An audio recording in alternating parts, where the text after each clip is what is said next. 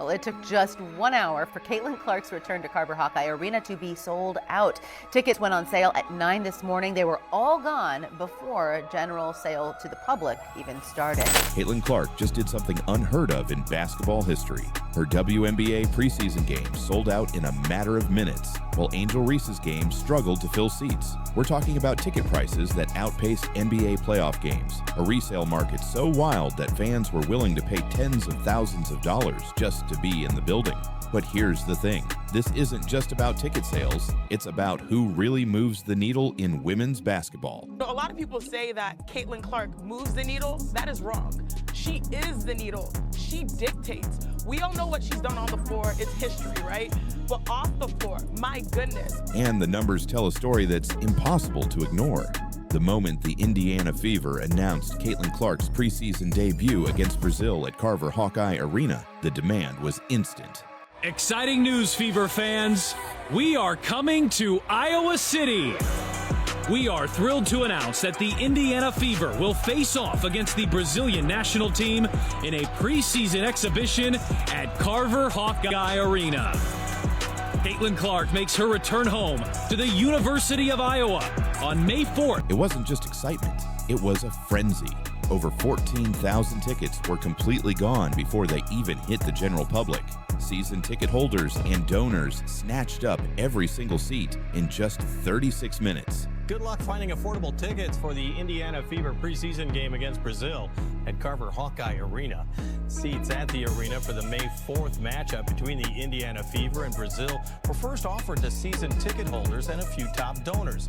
Didn't take long for them to be gone. But what happened next was even crazier. The resale market exploded. Fans who missed out went into overdrive trying to get in.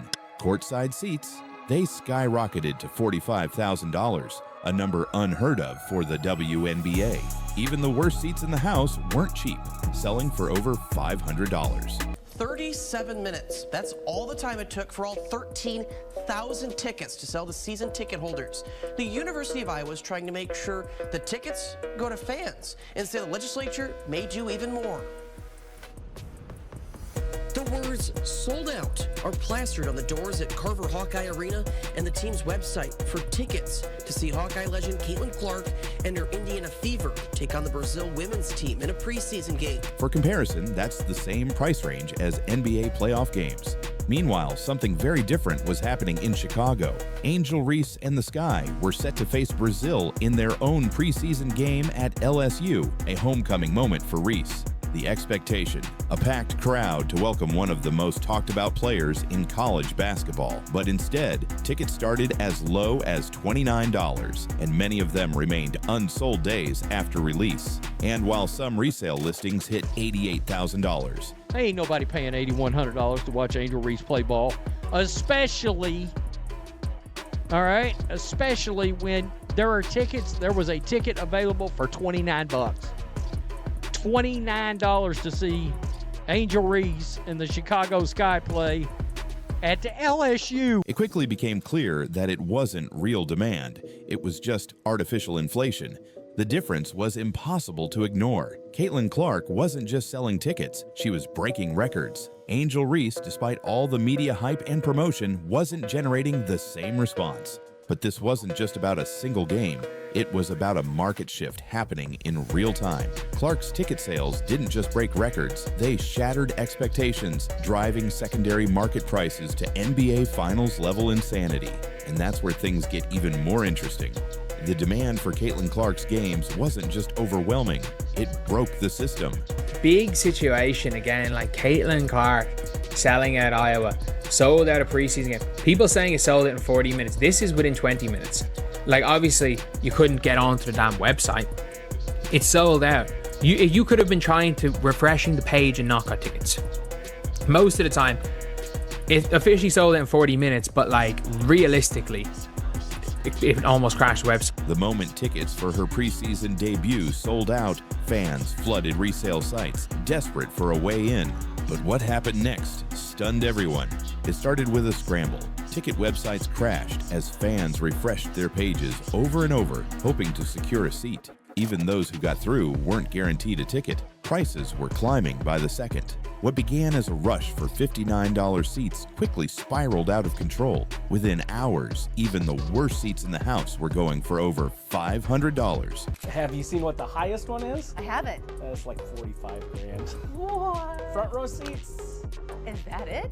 She gets something. She get a souvenir or something, Exactly. right? For $45,000. Signed jersey by Caitlin Clark. We knew it was a hot ticket. Yeah, we Wow. knew it would be, right? But courtside, that was another level. Some seats hit $4,800 almost immediately, and it didn't stop there. Listings began to appear for $45,000, outpricing NBA Finals tickets. Think about that. Clark, in her first ever WNBA preseason game, was already commanding ticket prices higher than the biggest event in men's basketball. They're sold out, so I really don't know what they're going to do about this. I guess it's just kind of like one of those missed opportunities, and you know, a lot of people are saying they need to move this to a stadium because there's no doubt in Iowa, if you move this to a stadium, it would be sold out. Meanwhile, in Chicago, things were very different.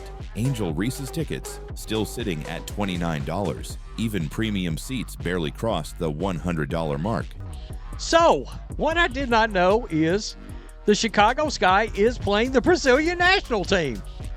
Angel Reese is playing the very same team the Indiana Fever are playing. It wasn't that people didn't care about the game. It was that the demand simply wasn't there. This wasn't just about hype. This was the economic impact of Caitlin Clark in real time. She wasn't just bringing attention to the WNBA. She was forcing the league into a new reality where ticket prices looked more like NBA events than anything women's basketball had ever seen before. But here's where things took an even bigger turn, because for some, this wasn't just about ticket sales. It was about reputation. Angel Reese had built her brand on the idea that she was just as much of a star as Caitlin Clark. But when the numbers came in, the reality hit hard. And the internet, it didn't hold back. Angel Reese never lacked confidence. She embraced the spotlight, built her brand on controversy, and positioned herself as one of the faces of women's basketball. She even stated outright, "People watch women's basketball for me too." Yeah, the reason why we watching women's basketball is not just because of one person, it's because of me too, and I want y'all to realize that. But when ticket sales told a different story, the internet wasted no time in delivering a brutal reality check. The numbers were impossible to ignore. Caitlin Clark's game sold out in less than 36 minutes. The resale market exploded, with nosebleed seats selling for over $500 and courtside seats reaching $45,000. Meanwhile, Reese's game had tickets sitting at $29, and even at that price, they struggled to sell. Social media didn't hold back. Memes comparing the two ticket markets flooded the internet. Screenshots of Clark's sold-out stadium were placed side by side with empty seats at Reese's game. On Vivid Seats, there are tickets available for $36 right now. A lot of tickets for in the 50s, 40s, 50s, 60s. You get the point I'm trying to make. Very interesting indeed. StubHub. Here's a $29 ticket. A $29 ticket. Some fans argued that the media had been forcing Reese's popularity, elevating her as Clark's equal, even though demand told a different story. It wasn't just online chatter. The WNBA itself had pushed hard to market Reese as a major star. The Chicago Sky promoted her relentlessly. ESPN and major sports networks gave her constant coverage. Yet, when the real test came, actual fans buying tickets, it was clear that the hype didn't translate into demand. For Reese, this wasn't just about ticket sales, it was about perception. The internet framed it as a defining moment in her rivalry with Clark. The idea that Clark had been carrying women's basketball alone gained traction, and for many, this was the moment where Clark officially pulled away from Reese, not just on the court, but in cultural impact. But this went even deeper than just a viral moment. The ticket sales, the resale market, the memes, they all pointed to a much bigger truth. Caitlin Clark wasn't just the most talked about player in women's basketball. She was now the single biggest economic force the WNBA had ever seen. One topic in sports, the face of the WNBA, Caitlin Clark. Every time this woman steps on the court, she's doing something that we've never seen before. She is officially the face of the league. There's no doubt about it. The numbers don't lie. Whether it's viewership, whether it's ticket attendance, she's doing sold out. And the numbers proved it. Caitlin Clark isn't just a great player, she's a walking economy. What happened with ticket sales wasn't just hype.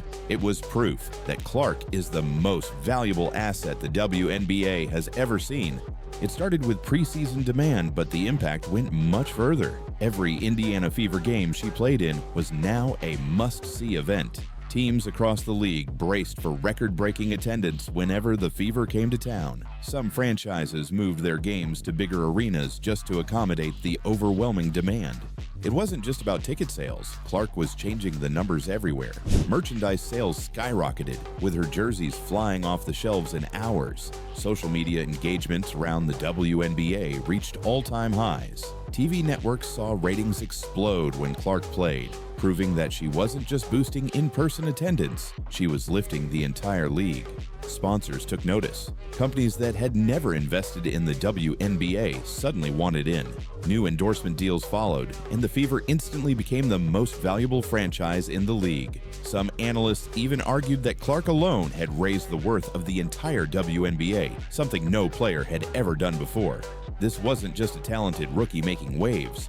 This was financial proof that Clark wasn't just moving the needle, she was the needle. Without her, WNBA teams were still struggling to sell out arenas. With her, they were seeing demand at NBA levels. But there was something else happening. While Clark was redefining what was possible for women's basketball, the rivalry with Angel Reese kept pulling fans into a deeper debate.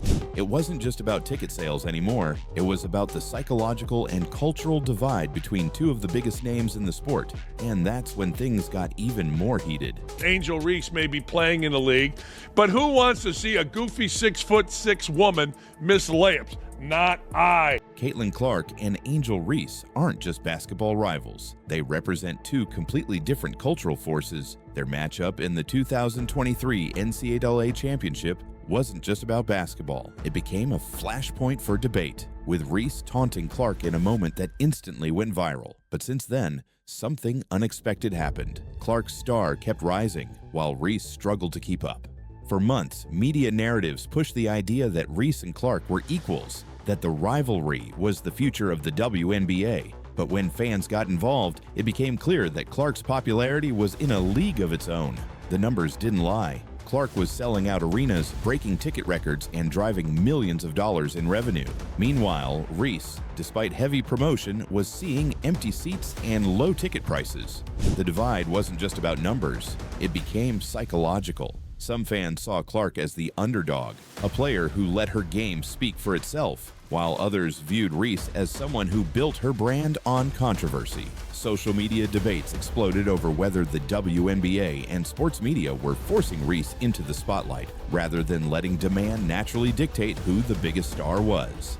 And here's where it got even more complicated. Clark and Reese never fueled this rivalry themselves. Clark never clapped back at Reese's taunts. Reese never openly disrespected Clark, but their fan bases did the fighting for them, creating an even bigger divide. This wasn't just a basketball debate anymore, it was a cultural phenomenon. People weren't just arguing over who was the better player, they were arguing over what true star power looked like, whether the media was being fair, and if the WNBA was pushing a forced rivalry instead of acknowledging what fans were clearly demanding. Because it wasn't just about basketball, it was about who really owns the future of women's sports. The ticket sales, the resale market, the debates, they all pointed to one undeniable truth. Caitlin Clark wasn't just popular, she was rewriting the rules of the WNBA in real time. Everything about Caitlin Clark's rise, from the ticket sales to the resale market to the cultural debates, proves one thing. The WNBA has never seen anything like her. This isn't just about popularity. It's about power.